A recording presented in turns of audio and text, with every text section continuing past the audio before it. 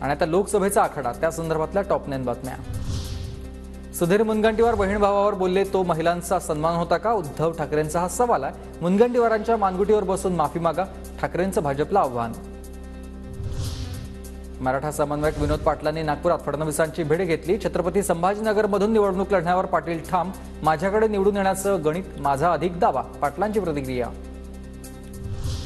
सोलापूर लोकसभा निवडणुकीतून वंचित बहुजन आघाडीच्या उमेदवाराची माघार, राहुल गायकवाड यांनी उमेदवारी अर्ज मागे घेतलाय, तर माढ्यातून शेकापच्या सचिन देशमुखांची निवडणुकीतून माघार आहे।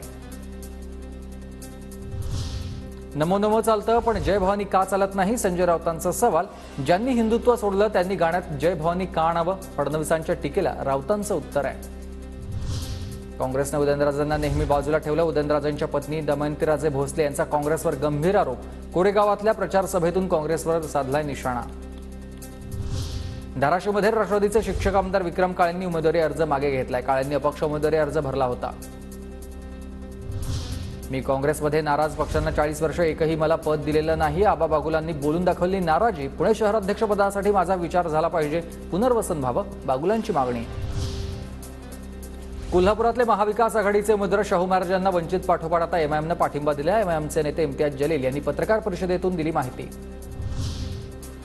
कोल्हापुरात एमआयएम सारख्या जहालवादी पक्षाचा पाठिंबा शाहू महाराज यांना महागात पडणार। शिंदेगडाच्या राजेश क्षीरसागरांचा इशारा आहे। समतेचा संदेश देणारे शाहू महाराज जहालवादी लोकांसोबत जाणार का?